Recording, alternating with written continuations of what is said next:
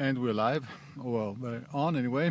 Hello and welcome to the channel again, the Second Opinion Dentist Dash 101. And this is, as usual, Dr. Bo Gram, DDS, that conveys this information to you. I recently told a story about a lawyer, it was, that experienced a lot of periodontal problems, and we couldn't really fix them until he was diagnosed with diabetes 2, and he changed his diet, and that was all very well. Now, I don't want you to believe that, you know, everything is solved by a blood sample, but it's, depending on the situation, it's worth have that blood test done. However, other systemic diseases can influence your gums as well and your entire mouth. There are many different things. One of them being an HIV infection that will create a necrotic gingivitis, and that is something that I don't think anybody would miss. As a dentist, you must recognize what is normal and what is abnormal, and then refer the patient for relevant treatment or diagnosis.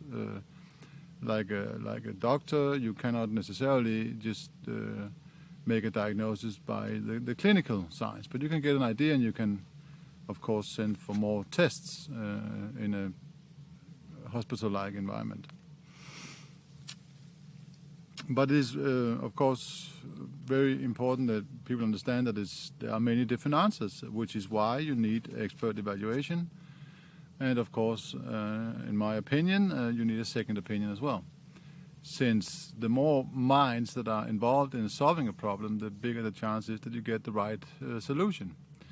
And even yourself, you can kind of outweigh different arguments and different answers against each other and find out what you believe in, so that you don't feel that you're just a thing, if you like, that has to be fixed.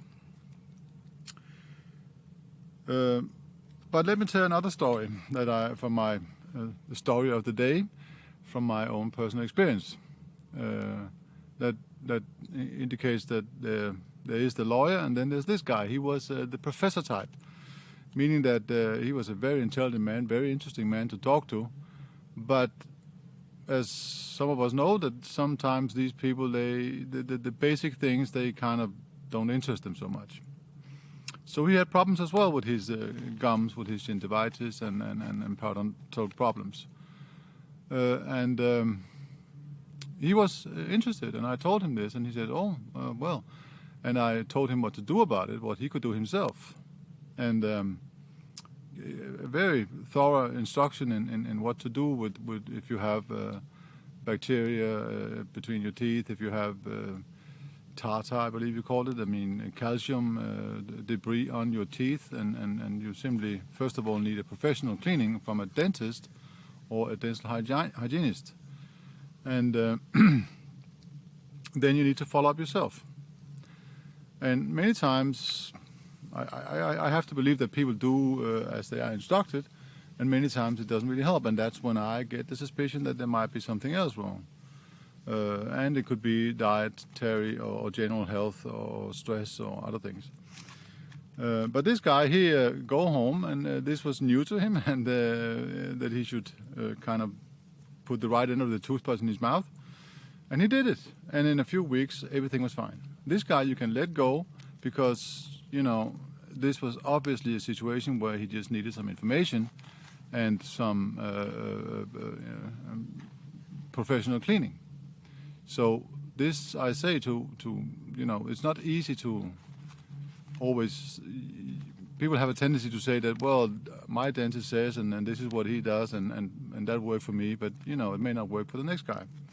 There are different issues and different problems. We are all individuals. So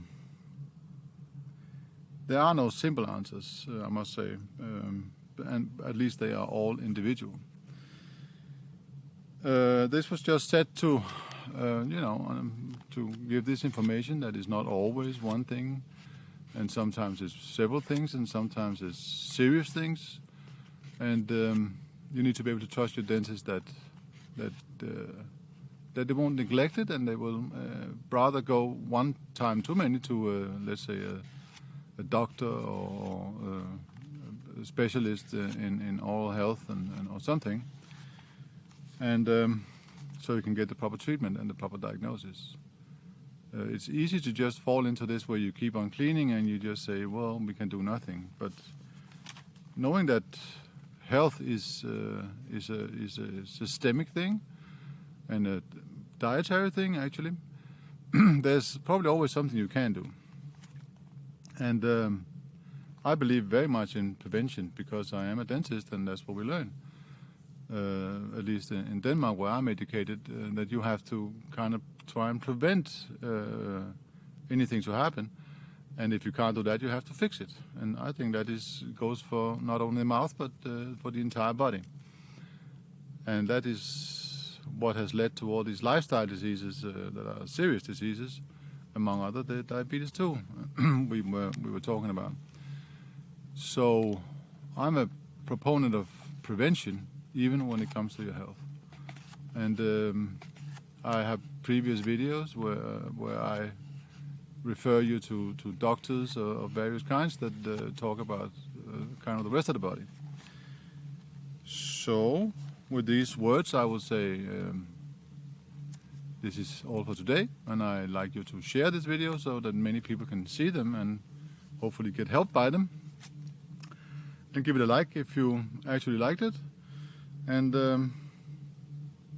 you can go, as I say, usually go to my website when it is up and post your questions and get your personal answers for your particular issue.